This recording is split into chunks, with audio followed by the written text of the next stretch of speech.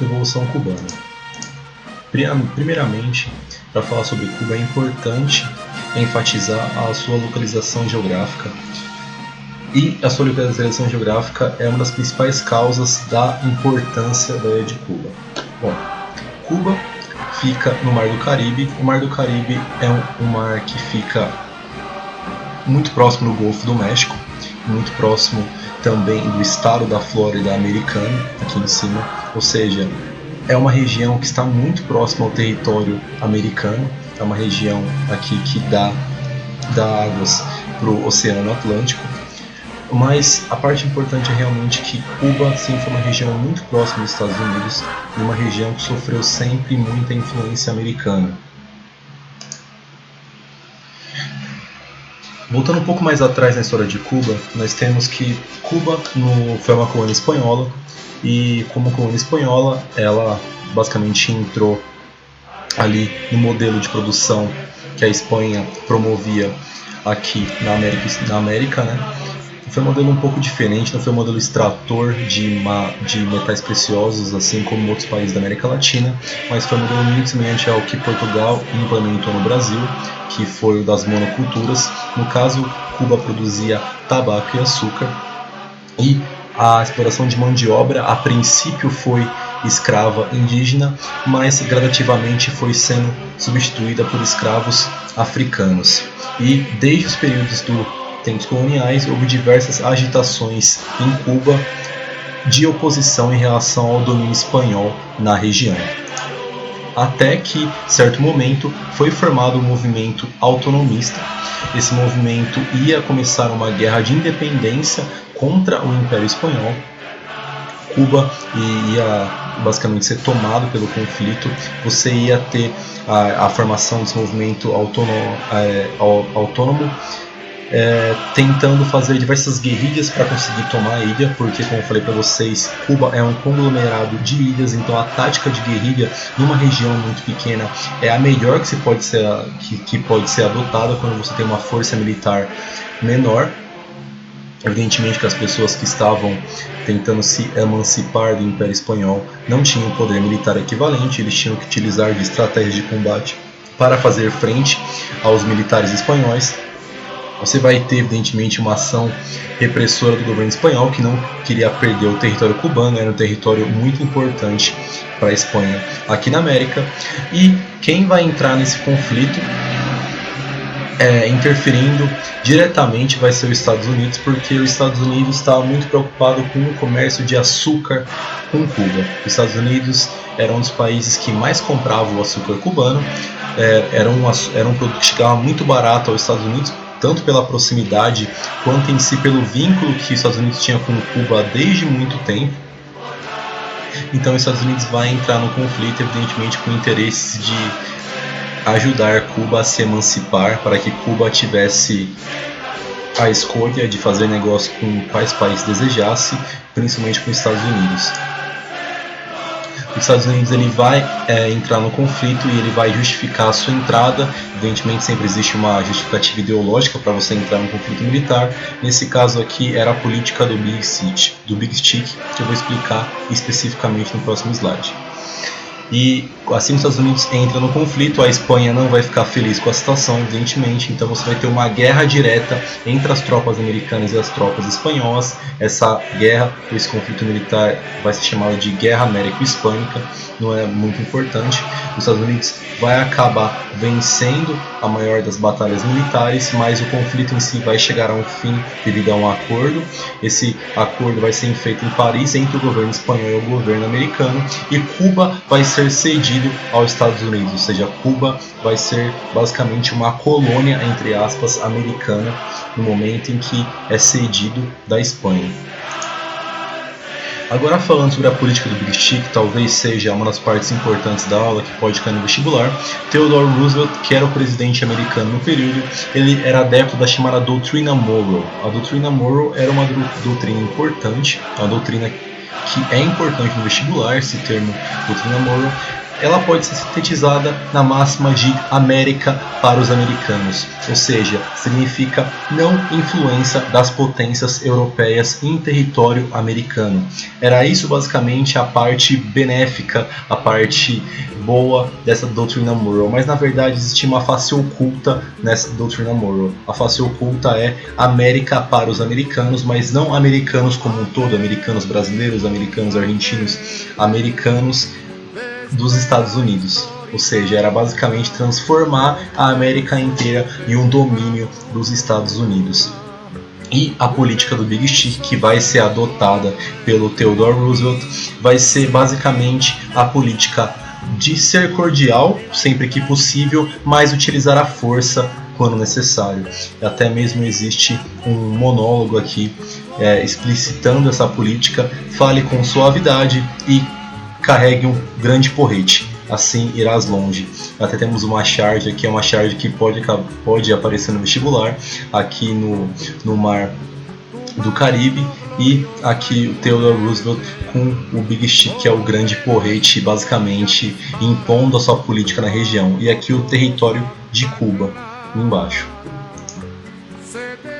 Então, os Estados Unidos ele vai basicamente tomar posse de Cuba, e por meio de diversas negociações ao passar dos anos, Cuba vai ter sua independência dos Estados Unidos, mas vai ser uma independência entre aspas sim. Por quê? Porque os Estados Unidos vai exigir que na Constituição cubana exista uma emenda chamada Emenda Platt. Emenda é uma parte da Constituição, teoricamente, que são colocados algumas leis junto com a Constituição cubana em si, mas que é quase um apêndice da Constituição. Ali são leis à parte, mas são leis tão importantes quanto as leis que estão na Constituição, que são leis máximas, que são leis que não podem ser alteradas. E nessa emenda Platt, nós tínhamos basicamente as leis de que os Estados Unidos eles poderiam intervir militarmente em Cuba para assegurar seus interesses na região, mesmo após Cuba tornar-se independente. Evidentemente foi uma coisa muito estranha na história. Cuba havia se emancipado politicamente, mas com essa emenda Platt, os Estados Unidos poderiam intervir militarmente em Cuba e ainda dentro da lei a qualquer momento para assegurar seus interesses na região. Ou seja, Cuba a menos saiu se emancipou apenas no papel. Essa emancipação realmente não foi concretizada. Ou pior ainda, nem mesmo no papel Cuba acabou se emancipando, porque na lei basicamente dizia que os Estados Unidos poderiam intervir em Cuba quando fosse conveniente aos americanos. Um dos grandes símbolos que marcam a presença dos americanos em Cuba é a base marinha de Guantánamo. É uma base que existe até hoje. Historicamente, na Segunda Guerra Mundial serviu como uma prisão militar, mas o mais importante em si é o que é atualmente. Essa base de Guantánamo hoje em dia é ainda uma prisão, mas é uma prisão especificamente para terroristas, após os Estados Unidos adotarem aquela política de guerra ao terror depois do 11 de setembro, e é uma prisão que fica sempre muito em vigor na mídia, porque existe teoricamente, muitos rumores de que há diversas práticas desrespeitosas aos direitos humanos nessa prisão.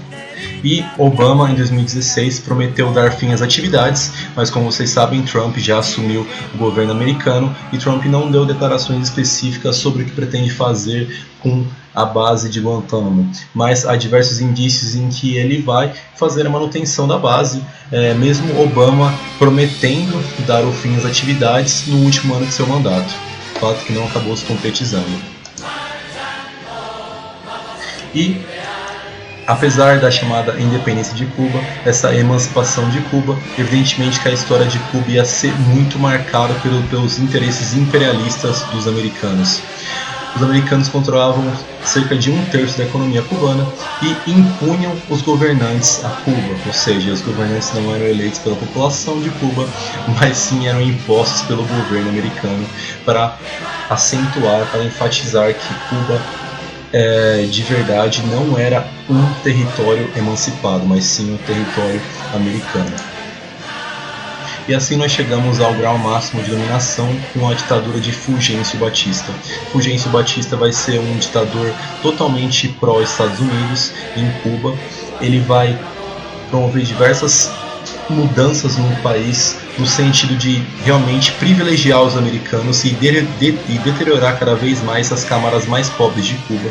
Ele vai abrir totalmente, economicamente, Cuba ao capital americano, então permite diversos investimentos americanos diretos em Cuba, e ele vai promover também uma grande repressão política contra a oposição, principalmente de seu regime, e quando as pessoas também tentavam lutar contra a emancipação completa de Cuba.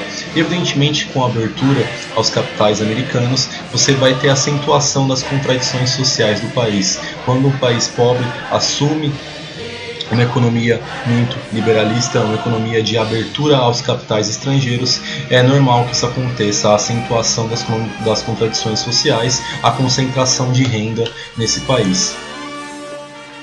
E agora falando sobre a oposição que tentava emancipar Cuba do domínio americano e tentava retirar Fulgêncio Batista do governo cubano.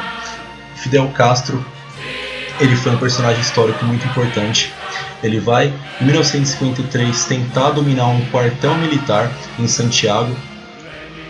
Ele não vai ter sucesso em fazer isso. Era uma revolta planejando realmente tomar o governo, ele sempre foi teoricamente um revolucionário no sentido de tentar tirar o ditador Fulgêncio Batista do poder, tentar acabar com a influência americana em Cuba. Ele vai falhar nessa tentativa de dominação de um quartel.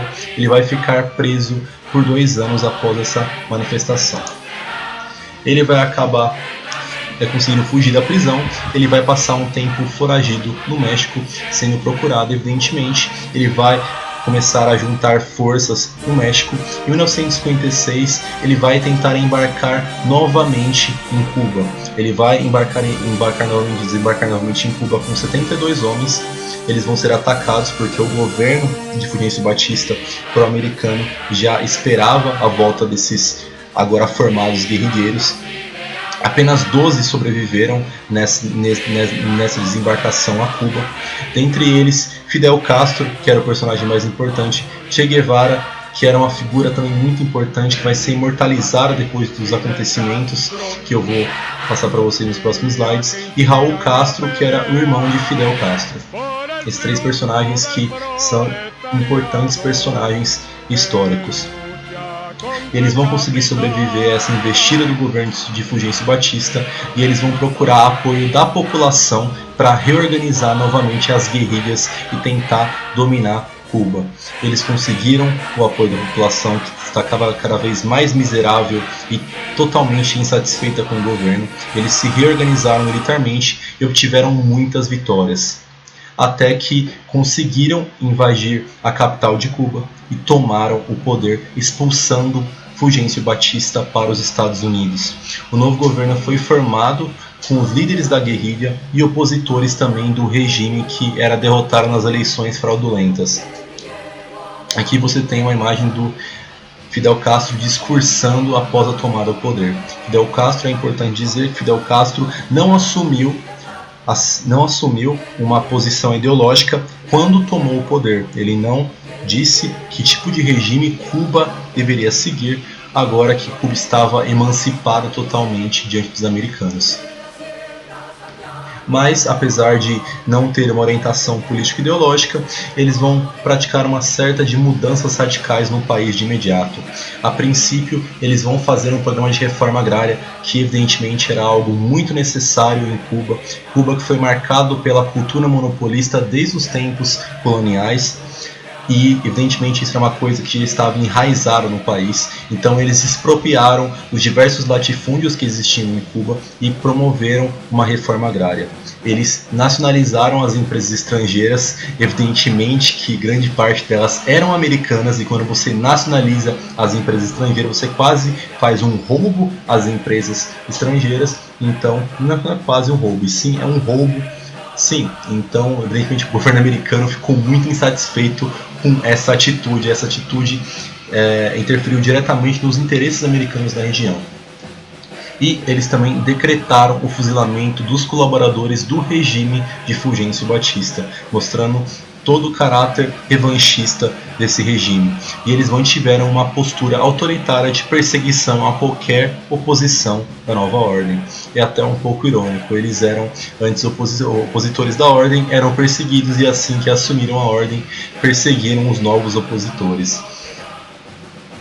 Até coloquei uma frase aqui de Che Guevara: a reforma agrária radical é a única que pode dar terra ao camponês, ou seja, os 3 líderes do movimento, Fidel Castro, Raul Castro e Che Guevara, eles eram realmente radicais em todos os aspectos que poderiam ser. Ou seja, foi realmente mudanças muito radicais que foram impostas em Cuba em pouco tempo. Evidentemente o governo americano ia fazer algo a respeito disso. Os Estados Unidos vai reagir decretando um embargo econômico à ilha, ou seja, nenhum cidadão dos Estados Unidos pode enviar dinheiro para Cuba, nenhum cidadão dos Estados Unidos pode comprar produtos de Cuba, e eles suspenderam a importação do açúcar cubano. Evidentemente que foi um golpe à base econômica de Cuba, porque Cuba tinha como principal produto o açúcar, a produção da cana na região e a sua refinação e a venda para os Estados Unidos como principal meio de sustento econômico. E Cuba, em reação a esse embargo econômico à ilha, vai fazer o que? Evidentemente, nessa época da Guerra Fria, quando você arrumava uma briga com a União, com os Estados Unidos, você ia, evidentemente, para o lado da União Soviética. Então, Fidel Castro acabou se aliando à União Soviética, o que era um fator que preocupava ainda mais os Estados Unidos. Os Estados Unidos se sentia muito ameaçado porque existia um território aliado da União Soviética muito próximo dos Estados Unidos. Cuba, que sempre foi visto como um quintal do imperialismo americano, agora era um ponto essencial de ameaça na Guerra Fria, que já estava muito tensa naquele momento. Em 1961, os Estados Unidos vai romper relações com o governo cubano e com esse rompimento de relações, eles também vão aproveitar para tentar realmente invadir Cuba e depor o regime de Fidel Castro. Eles vão juntar o grupo da CIA mais grupo de exilados cubanos para tentar invadir o país. Essa invasão vai fracassar. Eles vão tentar invadir por meio da Baía dos Porcos, até esse nome ficou muito ironizado na história, porque foi uma tentativa de invasão fracassada, Baía dos Porcos, essa questão da ironia. O que selou a ruptura entre os dois países. E no momento em que os Estados Unidos tentou invadir efetivamente o território cubano, você vai ter Fidel Castro declarando a sua adesão ao comunismo. E pronto, agora a anarquia estava feita. Fidel Castro havia anunciado que Cuba iria seguir um regime comunista, um regime seguindo a sua matriz, a União Soviética. Em plena América Latina, muito próximo do território americano. Evidentemente que isso foi algo inimaginável no período. Os Estados Unidos vai declarar um bloqueio total à ilha, ou seja, nenhum país deve negociar mais com Cuba, nenhum país, evidentemente na esfera de influência americana, deve negociar com Cuba. E aproveitando a situação, a União Soviética vai fazer o quê? A União Soviética vai aproveitar essa tensão existente entre Cuba e Estados Unidos. A União Soviética vai se aproveitar de que Cuba estava muito insegura de ficar tão perto dos Estados Unidos ali, com medo de uma invasão. A União Soviética vai chegar para Cuba e vai falar o seguinte: você não quer alguns mísseis nucleares para colocar em Cuba para eventual defesa, assim, para vocês terem alguma defesa contra os americanos? Mas na verdade os mísseis tinham natureza sim ofensiva, e a União Soviética estava fazendo a maior investida de toda a Guerra Fria, e eles colocaram os mísseis nucleares em Cuba. Eram mísseis que poderiam chegar a praticamente qualquer região do território americano.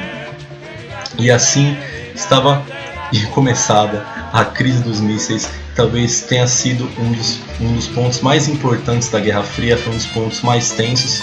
Foi realmente um momento em que todo mundo pensou que ia acontecer um conflito militar direto envolvendo uma guerra nuclear com possibilidade de destruição do mundo. Os Estados Unidos exigiu a retirada dos mísseis sob pena de ataque à ilha. Houve 13 dias de impasse em terror, o mundo ficou evidentemente tenso com a possibilidade de uma guerra nuclear, ninguém sabia o que poderia acontecer. Até nesse período, Kennedy, que era o presidente dos Estados Unidos, chegou a afirmar que não tinha medo de confronto militar, pois os Estados Unidos tinham poderio para destruir a União Soviética 3 vezes, enquanto os soviéticos poderiam destruir a América apenas uma vez. Khrushchev acabou respondendo o seguinte: uma vez é o suficiente. Destruir os Estados Unidos uma vez é o suficiente, alimentando mais ainda a tensão daquele período. Mas, ao final de tudo, Khrushchev acabou retirando os mísseis balísticos nucleares de Cuba e a crise dos mísseis foi terminada. Os Estados Unidos, após a passagem das crises dos mísseis, temia muito que o perigo vermelho se alastrasse pela América Latina. Portanto, os Estados Unidos fez um plano para evitar que os países da América Latina se inclinassem para a União Soviética e se inclinassem para o socialismo. Então, eles fizeram o lançamento num projeto chamado Aliança para o Progresso, que era um programa de ajuda econômica para os países da América Latina, com o objetivo de aumentar a dependência econômica dos Estados Unidos e diminuir as desigualdades sociais. Quando você diminui as desigualdades sociais, você tira aquele ímpeto revolucionário que existe na população. E eles também passaram a apoiar golpes militares e instalação de regimes ditatoriais na América Latina. Por quê? Golpes militares para tentar, literalmente, impor uma barreira muito forte ao nascimento de algum país socialista na América Latina. E naquele momento, os golpes militares realmente funcionaram como armas muito eficazes contra a ameaça comunista. Tem até esse documentário aqui, O Dia que Durou 21 Anos, que mostra a influência americana no golpe militar aqui no Brasil. E Cuba vai tentar exportar sua revolução para outros países da América Latina. Eles vão começar a apoiar diversos movimentos de guerrilha ao longo da América Latina. Eles vão até mesmo criar uma sociedade, vai chamar Organização Latino-América de Solidariedade, tentando formar focos de guerrilha em algumas regiões que tentavam implantar o socialismo em seus países. Um grande representante desse movimento vai ser o Che Guevara. Che Guevara vai ser um grande treinador dos guerrilheiros e ajudando em uma guerrilha na Bolívia. Che Guevara vai acabar morrendo, e Che Guevara, como é um líder muito importante cubano, a sua morte vai o transformar em mártir. Então ele vai ser transformado no símbolo da revolução. Sua morte vai ser utilizada de uma maneira simbólica muito forte. Até hoje esse rosto é visto em diversas camisas por aí como um símbolo muito forte do socialismo, como um símbolo muito forte da revolução. Atualmente, em 2015, nós tivemos a retomada do contato diplomático entre Cuba e Estados Unidos, que havia sido rompido pouco tempo antes da crise dos mísseis. Obama ele foi até Cuba em 2016. Aqui nós temos até uma imagem de Raul Castro, Fidel Castro já falecido. E Raul Castro aqui apertando as mãos de Obama, formalizando um pacto entre os dois países. E basicamente o que vai acontecer é que Obama ele vai prometer o fim do embargo a Cuba. Vão ser feitos alguns projetos para que Cuba retome uma atividade diplomática e econômica com os Estados Unidos. E Trump, agora em 2017, ele vai revogar novamente parte do acordo que foi realizado por Obama. Ou seja, a situação entre os dois países não está muito amigável, principalmente depois da chegada de Trump à Casa Branca. Não se sabe muito bem o que vai acontecer no futuro.